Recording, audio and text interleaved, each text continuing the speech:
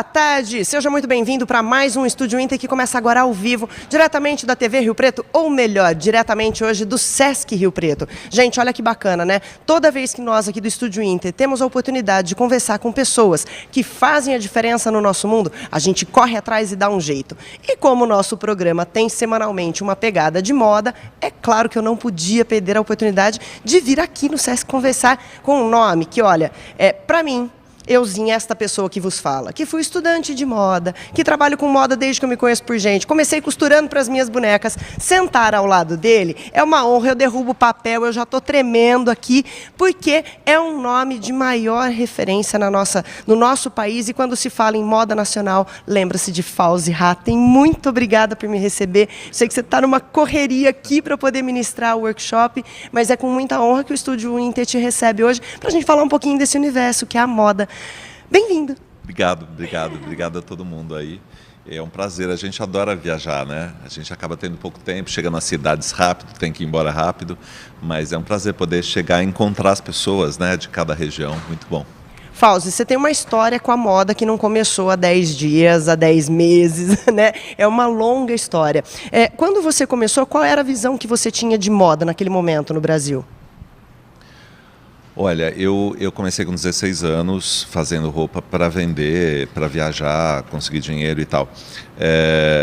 Eu digo que eu comecei como um mercador, né? Meu pai tem essa história, né? Meu pai é árabe, eu sei que aqui em Rio Preto tem muitos árabes. Meu pai veio do Líbano, foi trabalhar de mascate e depois começou enfim, a família veio do Líbano, começaram a costurar, a vender e era a forma deles sobreviverem.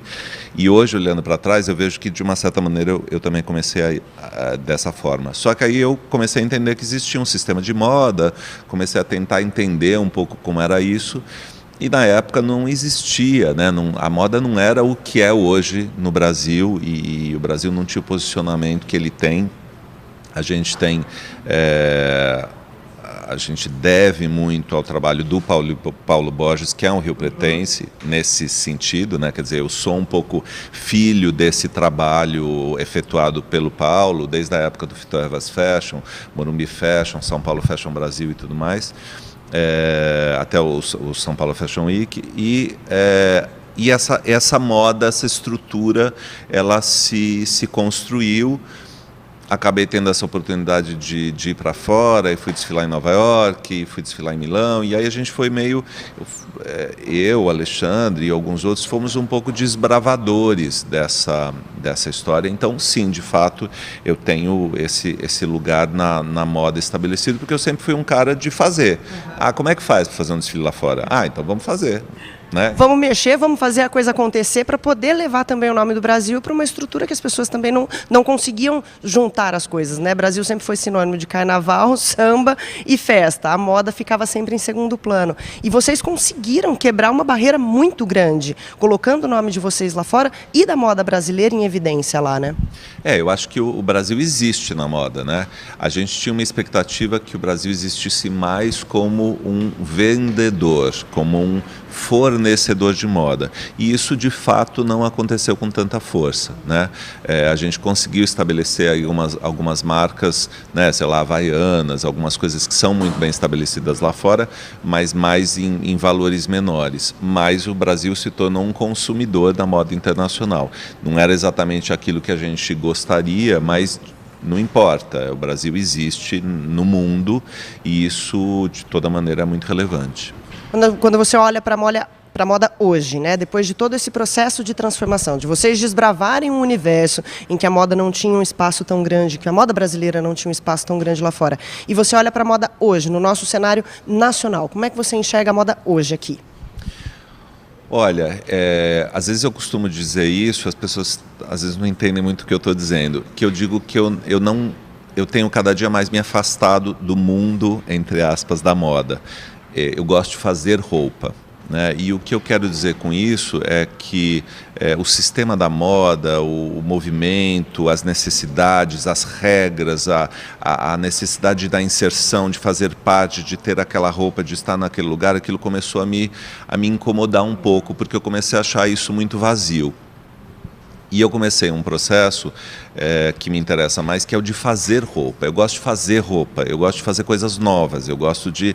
não me interessa o que estão usando, eu quero ter uma coisa que eu olho e falo, nossa, eu nunca vi isso, eu quero isso. Né? Isso é possível ainda, e tem gente que acha que não, que a moda é só uma reprodução em série de coisas, né? Eu acho que essa é a função do lançador. Na moda, você pode escolher ser um desbravador, um lançador, você pode ser um seguidor, você pode ser um difusor, né? Você escolhe o lugar que você quer. E eu escolhi o meu, né? Então, cada dia mais eu tenho, né? Então, assim, eu tive a fase que eu tinha a loja da Oscar Freire, eu tive a fase que eu tinha uma loja fechada, onde só as pessoas, né, que conheciam sabiam onde era e tal. E agora eu estou num ateliê fechado, que é uma estrutura de criação. Às vezes eu brinco que eu falo que eu passei a ser uma costureira de bairro, porque eu atendo as clientes, as minhas amigas, as pessoas, e o que você quer? O que você está procurando? Eu quero isso, eu quero aquilo. E a gente faz meio junto, né? Claro, você chega lá, tem uma loja, tem roupa, tem cabide, enfim, tem uma série de... Mas me interessa a hora que a cliente chega para mim e fala, Fauzi, eu cheguei na festa, não tinha nada parecido com o que eu estava usando. Não tinha nada igual, ai que delícia, que presente isso, né? Que eu acho que é uma escolha, né? Ao mesmo tempo que existe esse movimento de todo mundo querer estar igual, né, existe essa necessidade de algumas pessoas serem diferentes para uma hora aquelas começarem a segui-las, né? Quer dizer, é um pouco assim que a moda começa, né? Lá atrás, quer dizer, existiam os nobres se vestiam de uma determinada maneira, surge a burguesia quer se vestir como os nobres. Aí a hora que ela consegue, os nobres passam a se vestir de uma outra maneira, quer dizer, a moda é um pouco né, esse movimento. Eu às vezes fico me perguntando, né, que caminhos que a moda vai tomar, que rumos que essa estrutura toda vai tomar. Há 20 anos atrás a gente não tinha cursos acadêmicos de moda, hoje a gente tem grandes faculdades que carregam o conceito de moda como um dos seus cursos de grande cunho. E fico observando que a gente ainda tem um delay de informação daquilo que acontece lá fora para o que acontece aqui dentro, Brasil, enquanto produtor de moda. Isso te incomoda? Olha, hoje em dia, claro, assim, eu acompanho as coisas que acontecem lá fora e especificamente agora, nos últimos 2 anos, que aconteceram algumas coisas muito interessantes, mas cada dia menos eu me interesso por isso, porque eu acho que o que está na moda agora é estar fora da moda. Eu acho que isso é o mais legal, né? Eu acho que o sistema ficou tão fechado que eu acho que o mais interessante é você não pertencer a esse sistema, é você estar fora disso. E quando eu observo a juventude, a molecada mesmo, assim, quando você chega em São Paulo, você vai para o Baixo Augusta, você vai para esses lugares onde, nessas festas mais jovens, onde a molecada está, é justamente a falta de regra e a roupa como forma de expressão, que eu acho que isso para mim, é a síntese de tudo. Então, quando você pega... bom, vou estar falando até contra mim, né? Mas assim, quando você pega a regra, quando você pega a tendência, quando você pega... né, sempre no sentido de querer te enquadrar, de querer te vender um produto, de querer te vender uma marca, de querer te obrigar a ficar dentro daquela caixa. E eu acho que o legal hoje é você não pertencer a caixa nenhuma, né? E eu acho que quanto mais a moda ou o pensamento de moda está nesse lugar, mais ele é interessante. Quando você quebra a regra, quando você veste uma coisa que é completamente diferente, quando você veste aquilo que te expressa, né? Então, outro dia eu vi um menininho sei lá, que eu sigo no Instagram, aí tinha uma coisa de uma loja, ou uma coisa de um site que você faz o seu próprio patch, você desenha, o seu patch faz. Então era incrível, porque ele fez os patches dele, aí ele fazia a camisetinha dele com aquilo que ele queria dizer. Isso para mim é o que mais me interessa hoje, que é essa personalidade, assim, que está acima da marca, que está acima da moda, que está acima da regra, de tudo, assim, que é a vontade dele de se expressar e a forma dele de se expressar através da roupa, e eu, antes de vê-lo, eu vejo a roupa e a informação do que aquela roupa tem. Isso é incrível, né? É a possibilidade de você interpretar o que o outro quer dizer através da vestimenta, que é o que faz parte do dia a dia da moda. Cada vez que as pessoas se vestem, saem de casa, vão trabalhar, elas estão construindo um personagem, criando uma figura que vai ser exposta, né? E aí fica a critério de cada um como é que ela vai expor essa figura. No Expor a Figura, a questão das redes sociais hoje, como é que você enxerga isso tudo? Com blogueiras, com tantos Instagrams falando de moda, cada uma trazendo a sua opinião, mas de certa forma copiando o que a outra blogueira disse. Como é que você enxerga tudo isso? Olha, eu acho que a internet revolucionou e revoluciona e ainda vai revolucionar muito mais o nosso mundo. Eu acho que esse foi um movimento muito interessante que surgiu com uma força e que, na minha opinião, se perdeu, porque virou uma regra, um formato, né? Hoje tem essas blogueiras fabricadas, né? Porque assim, não, investe. No outro dia eu estava vendo uma entrevista de uma que falava, não, porque meu padrasto investiu em mim e... Enfim, tudo bem, eu entendo, tem gente que olha, que siga, que goste, que talvez seja, né, não tenha informação e que aquilo seja interessante, mas não me interessa. Não sei se você lembra da Tavi, aquela menininha de 13 anos de idade, quer dizer, aquela é uma menina, por exemplo, que assim, ela não faz mais nada daquilo que ela fazia. Ela começou com a história de postar o look, ela foi se desenvolvendo, ela começou a criar uma revista, ela começou a escrever, ela foi ser atriz. Aquilo sim, para mim, é um desenvolvimento de uma pessoa interessante e que eu tenho interesse de segui-la. Porque aquela regra, né, quando aquilo que ela criou se tornou uma regra e as pessoas começaram a cobrir, parou e foi fazer outra coisa, né? E eu acho que é isso que me interessa, aquilo que é novo, aquilo que me instiga, né? Porque, enfim, agora, claro, é um mercado, as pessoas ganham dinheiro, as pessoas trabalham, acho que está tudo ótimo. Eu não me coloco e não tenho interesse nesse lugar. Eu tenho interesse do exercício das coisas que não foram feitas, né? Para não dizer do novo, que eu acho que até essa palavra é um pouco desgastada. Eu gosto de fazer coisas que não se fizeram. E aquilo que não foi feito não existe, precisa ser feito. Alguém precisa queimar a cuca para fazer, né? De uma certa maneira, como é que você faz isso? Você faz através do erro. É alguém que se dispõe a errar. E eu sou uma pessoa que me dispõe a errar, todo mundo sabe disso, né? Então eu vou exercitar formas novas de fazer desfiles, eu vou me exercitar como pessoa, eu vou fazer coisas que eu nunca fiz, eu vou escrever, eu vou cantar, eu vou compor, eu vou escrever. Eu gosto disso. Então, desses exercícios, surgem coisas muito potentes, né? Então, assim, o desfile que eu fiz com as bonecas, né, as marionetes, ele teve mais repercussão do que o meu melhor desfile em Nova York. E eu fiz aqui no Brasil, no Teatro FAAP. Eu não precisei sair, eu não precisei gastar milhões de dólares. Quer dizer, então tem uma coisa de um exercício. E as pessoas falavam, mas Fauzi, você está louco, mas Fauzi, não sei o quê. Eu falei, então, eu tô. Me deixa com a minha loucura que eu tô no meu caminho, me descobrindo e mostrando para as pessoas aquilo que eu penso. Olha só, nós vamos ligeirinho para o intervalo comercial e na volta a gente vai entender o que mais Fauzi Hattem vem fazendo no mundo da moda e trazendo para a gente novos experimentos. Não saia daí que a gente já volta.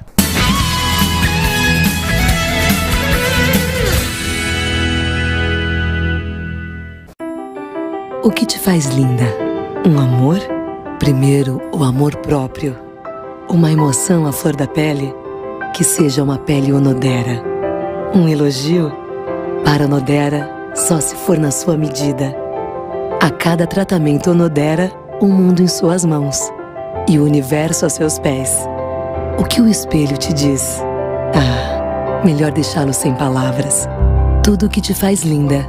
Onodera. Biogarden Paisagismo, projetos, execução e reforma de jardins.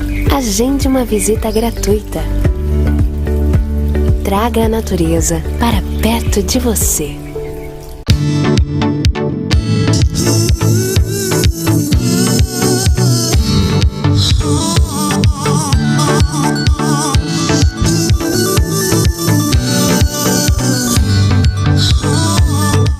A WD Móveis, desde 2003, atua na fabricação de móveis desenvolvidos exclusivamente para o seu projeto. Fabricação de móveis em alumínio, fibra e madeira para áreas internas e externas, que une o trabalho artesanal e o design contemporâneo, garantindo móveis com conforto, beleza e durabilidade. Acesse www.wdmoveis.com.br ou visite a nossa loja, que está localizada na Avenida Geracina Tavares, número 1030, no Jardim Yolanda. WD Móveis, ambientando espaços.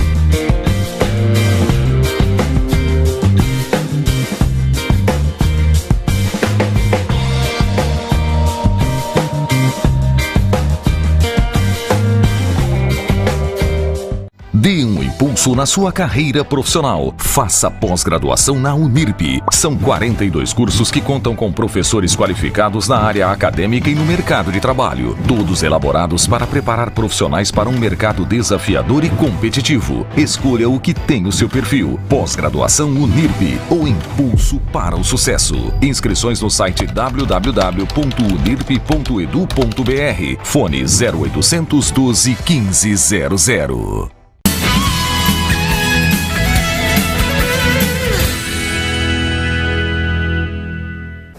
Estamos de volta, eu falei para vocês que era bem rapidinho e olha, gente, hoje eu estou me sentindo uma pessoa presenteada, privilegiada, porque eu estou sentada do lado de um cara que fala de moda como eu gosto de ouvir as pessoas falando de moda. Aquilo que meus alunos estão carecas de me ouvir, carecas, tá? Eu deixo eles carecas às vezes, em sala de aula, de que a gente tem que pensar moda fora da casinha, viajar na mandioquinha, mas num sentido usável, num sentido de construir um visual diferente daquilo tudo que a gente vê. É isso que ele está falando, é isso que ele está colocando como essência de criador e não de copiador. E aí, voltando, aproveitando o gancho do nosso bloco anterior, uma vez eu estive em São Paulo, na época você ainda tinha a loja do Oscar Freire, e no momento em que ninguém falava de sustentabilidade, você tinha uma vitrine inteira feita com garrafas de água. Eu não me lembro agora se tinha alguma frase específica, mas tinha alguma coisa associada à questão do, olha, pense no que você está fazendo, pense no que você está consumindo. E eu saí de lá com aquilo na cabeça e falei, cara, ele já está pensando em sustentabilidade e ninguém fala disso na moda, como? E isso é que eu acho mais inspirador para quem gosta de moda, porque você reproduzir visuais é fácil, qualquer pessoa faz, né? Qualquer criança de 6 anos, ela pega uma foto de uma revista qualquer de moda e ela vai reproduzir aquele visual. Inventar a moda, inventar a roda que já roda, é que eu acho que é o difícil da coisa. Como é que você sai do universo da moda e entra no figurino, dando um 360 graus? A moda não saiu de você, porque essa camiseta é linda, o tênis é incrível, o visual é bacanérrimo, mas você está trazendo uma nova proposta de pensar em moda. Eu acho que a gente tem que sempre entender que lugar você escolhe para estar no mundo, né? E às vezes, antigamente, quando a gente falava copiadores, parecia um nome estranho. Eu não vejo problema nenhum. Assim, hoje em dia, moda é negócio, tem um mercado que precisa, né, que vê as coisas e que quer consumir. Tem um monte de lojas incríveis fazendo isso chegar a elas e tudo mais. Eu escolhi esse lugar experimental, esse lugar do exercício e tal. Quando eu acabei, estava fazendo os desfiles fora do Brasil e tudo mais, aquela confusão, aquela correria louca que era a minha vida, de Brasil, Estados Unidos, Milão, Europa, enfim, chegou uma hora eu falei, o que eu estou fazendo aqui? Por que eu estou correndo tanto? Sinceramente, comecei a não entender se aquilo era aquilo que eu queria para a minha vida.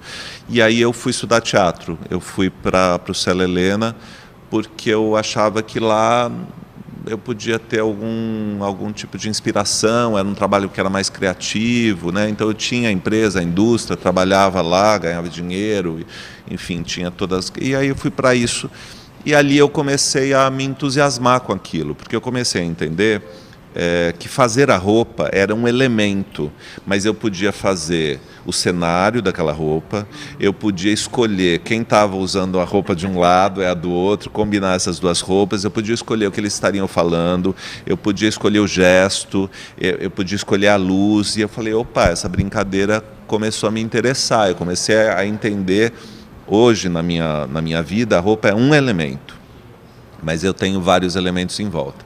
Então ali, um cara de moda chegando naquele universo de teatro, Eu sempre gostei de teatro, tá? Mas ali eu passei a mergulhar de fato. Eu comecei a ser muito procurado para fazer figurinos. E eu, na época, recusava. Eu falava, não, eu estou aqui para estudar, eu não quero e tal. E aí, uma hora, acabei cedendo, acabei começando a fazer figurinos. Claro, comecei a fazer muito bem, porque eu tenho muito conhecimento de construção de roupa. E eu sou um estudioso de cena, né? Assim, eu vou ao teatro 5 vezes por semana, quer dizer, então eu tenho um pouco esse olhar treinado e tal. Igualzinho a gente aqui em Rio Preto viu, que vai quase todo dia no teatro. Quando tem peça, vira uma loucura pra gente tentar correr e assistir alguma coisa. Ai, como São Paulo é diferente nesse aspecto. São Paulo tem muita oferta. E aí eu comecei a entrar nisso. E aí, assim, é nessa fase que meus desfiles começam a... Né? Então, assim, eu tinha uma parceria deliciosa com o Zi Nunes, que dirigia meus desfiles, com o Paulo Martinez, que fazia o styling. E aí chegou uma hora, eu falei, Zi, eu preciso dirigir, eu preciso fazer, né? Preciso mudar de lado agora. Chegou uma hora que eu quis fazer a luz do desfile, né? Porque, então eu chegava, não, porque tem que ser claro, porque eu quero escuro, eu quero breu, eu quero intervalos de claro e escuro na passarela, né? Então eu comecei a precisar correr esses riscos. E hoje eu sou uma pessoa que eu brinco que eu sou meio um molusco, assim, porque eu sou da moda, mas não sou mais muito da moda, eu sou do teatro, mas eu não sou muito do teatro, eu sou da música, não sou muito da música, sou do... Né? No fundo, você está na arte, não tem jeito. E aí, de uma certa maneira, foi engraçado que o último São Paulo Fashion Week que eu fiz, eu não fiz esse último, fiz do ano passado, aí todo mundo começou a todo mundo falou, o Fauzi já fazia isso, o Fauzi já fazia isso, o Fauzi... Eu comecei a ouvir aquilo, falei, que engraçado, assim. Né? Não, porque assim, não é nem dizer, porque não tenho nada disso, eu acho que eu escolhi esse lugar do risco, eu sei que eu assusto as pessoas. Mas é que no fundo você já estava construindo um novo Fauzi, uma nova proposta para que a gente pudesse conhecer. Era um momento de autoconhecimento, de descoberta, de riscos, mas que as pessoas estavam curtindo e que não estavam associando uma coisa, quer dizer, não estavam desassociando da moda, né? E aí foi tomando uma outra forma. Em 2014 eu escrevi a minha primeira peça, A Feia Lulu, que era uma peça que eu contava a vida do Yves Saint Laurent. E aí foi um momento onde acho que tudo se juntou, porque eu entrei em cena como um estilista, com esse corpo que todo mundo conhecia como o corpo de um estilista, contando a história de um outro, e eu escrevi essa dramaturgia de forma que a minha história com a dele em alguns momentos se cruzava e tal, e foi um momento que ali as pessoas começaram a me entender, assim, né? E aí hoje eu tenho um trabalho, acabo fazendo essas coisas como estou fazendo aqui no Sesc, que é integrar um pouco esse pensamento de construção de roupa com um pensamento teatral, né? Então, a ideia performática da construção da roupa, né? No Saint Laurent eu fazia uma cena que eu construía uma roupa ao vivo em cima de um manequim. Eu ficava ali mais ou menos uns 6 minutos. Eu coloquei nos ensaios essa cena meio por acaso, e aí todo mundo falava, Fauzi, essa cena é linda, Fauzi, essa cena é linda, não pode tirar, essa cena é linda. E era uma das cenas que as pessoas mais gostavam.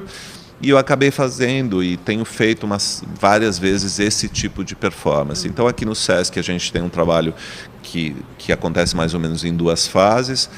A primeira fase a gente pega camisetas, as pessoas vão trazer camisetas e a gente, com essas camisetas, vai retransformar, ressignificar, que é um pouco esse pensamento até da reciclagem, e a gente vai fazer a base da roupa. E amanhã, durante a performance, eu monto algumas roupas no corpo. A performance começa às 9h30, mas às 8h30 eu já entro em cena e eu vou construindo o figurino das pessoas ali meio ao vivo e tal. Então, é um pouco essa coisa, quando eu dizia no Saint Laurent, que era como se eu pegasse as mãos de uma bordadeira e colocasse num quadro em movimento. Que eu acho que tem uma beleza desse trabalho artesanal, dessas mãos, poético, né? Que você, com um pensamento cênico, você reforça ainda essa poesia. E é isso que eu percebi, né? Quando eu fiz a fábrica do Dr. F no FAP, no Museu FAP, a gente ficou 6 dias com uma fábrica montada, toda transparente, costurando as roupas do desfile. E as pessoas ficavam horas assistindo, né? Então é interessante como hoje em dia, que é tudo industrializado, que é tudo rápido, que é feito sei lá eu aonde, que uma camiseta custa R$10 e que você quer comprar 20 camisetas, né? Essa necessidade das pessoas de terem quantidade, né? Roupa em quantidade. Ao mesmo tempo, ainda você pode observar a beleza daquela mão com aquela agulha costurando aquilo, e aquela delicadeza, aquela precisão e tal. Então eu tenho procurado, assim, eu escolho esse lugar da delicadeza e da poesia, e aí, obviamente, o teatro é um lugar muito especial para você conseguir puxar o olhar do espectador para aquele lugar e ter aqueles 5 minutos de prazer poético, assim, né? E é um pouco esse lugar que tem me interessado. É legal porque o teatro ele acaba proporcionando para a gente sensações que nem você falou, às vezes a pessoa nunca viu alguém costurar nada e ali, naquele momento, representando, de certa forma, a mão de uma bordadeira ou de um estilista, o que quer que seja o personagem que vai estar ali sendo mostrado para a gente, as pessoas conseguem se conectar com aquela informação. E é muito legal isso. Ouvir você falar dessa mistura de arte, de moda, de construção de figurino, te faz pensar num futuro, assim, alguma coleção assinada, Fauzi Hatem, só de figurinos, peças mais elaboradas que tragam essa proposta de figurinos mesmo? De repente, roupas mais exóticas, diferentes mesmo? Olha, eu já faço isso meio naturalmente, né? A minha roupa ela já é uma roupa especial e tal. Esse ano comecei a me dar conta, outro dia me pediram um currículo, eu comecei a me assustar com a quantidade de peças que eu já fiz o figurino, e às vezes a gente nem tem o material disso, né? Teve um ano que eu fiz 20 figurinos, né? Claro, a gente faz os figurinos dos grandes musicais que as pessoas ficam sabendo mais, né? Porque são espetáculos maiores, mas eu faço muitas coisas menores, né? Agora mesmo em março eu fiz 3 figurinos. A gente está estreando agora na semana que vem Num Lago Dourado, com a Ari Fontoura, a Ana Lúcia Torre, direção do Elias Zanderato. A gente estreou semana passada uma peça que chama O Dragão de Fogo, no Sesc Campinas. Amanhã tem a estreia no Sesc Pompeia dos Corvos. Eu acabei de escrever uma peça que se chama Lili Marlene, é um musical, é um solo musical. E eu estreio agora em São Paulo em maio. Então, assim, eu já tenho essa amostra desse trabalho de já está aí, né? Já está aí. Toda por aí, né? E, de uma certa maneira, quando eu acabo fazendo um figurino mais contemporâneo, aquilo que está um pouco ali acaba sendo parecido com o que está na minha loja. Então, mesmo que alguém queira, né, tá meio ali, tá meio próximo. Então, é um pouco o universo do Fauzi mesmo. Dá trabalho criar? Dá um imenso prazer. Pergunta boba minha. Dá trabalho criar? Não, Thaís, é que nem fritar pastel. Fala sério, né? Mas dá prazer. Dá prazer. Não me dá trabalho. Assim, eu já tive a fase que eu sofria, né? Hoje em dia eu sou muito... Eu conheço muito o meu corpo. Assim, eu sei que agora eu não vou conseguir, agora eu preciso. Eu já tenho alguns mecanismos que fazem minha criatividade girar, né? Porque a moda e às vezes o figurino, assim, o cliente sentou na tua frente, você tem que ter uma ideia genial. Não importa. Não importa se você está com vontade, se você não está, se você está com dor de barriga, você tem que ter, né? Então você acaba tendo uns mecanismos, né? Eu já tenho 30 anos de trabalho, né? De carreira e tal. Enfim, então não é um sofrimento, não. Ai, que delícia, gente, ouvir isso. Não é um sofrimento. É tão gostoso quando a gente pode conversar com pessoas que têm paixão por aquilo que fazem, que inspiram a mim, inspiram a você que está em casa acompanhando, inspiram a você que está sentado na internet, nos assistindo de onde quer que você esteja, porque graças a Deus a gente hoje ainda tem esse mecanismo que nos contato, de você poder acompanhar um bate-papo como esse, com esse cara genial do universo, eu não vou mais chamar do universo da moda, eu vou chamar do universo da arte, me permite? Sim. Porque a moda está integrada ali, né? E hoje em dia eu falo que eu não sou da moda, eu sou um fazedor de roupa. Que aí eu faço roupa em vários lugares. Olha só, eu tive a honra de conversar com esse fazedor de roupas, adorei isso. Eu vou botar em todas as minhas redes sociais hoje que eu conversei com o maior fazedor de roupas do Brasil. Combinado, gente? Foi uma delícia esse bate-papo. Obrigada imensamente por tirar um tempinho seu, da sua agenda maluca, que eu sei que é corrida, que é difícil, para poder compartilhar um pouquinho da sua história, do seu conhecimento aqui com a gente, viu? Obrigada mesmo. Para você que está aí nos acompanhando, meu muitíssimo obrigada pela sua audiência. Gente, que aula incrível, né? Eu tenho certeza que você aí de casa curtiu pra caramba. Se não deu para todo mundo assistir, manda assistir as reprises, está tudo lá no Facebook, está no YouTube, você pode compartilhar com seus amigos essa aula com Fauzi Hatem. Obrigada, eu te vejo aqui amanhã às 14 horas, combinado? Beijo gigantesco, fiquem com Deus, tchau, tchau.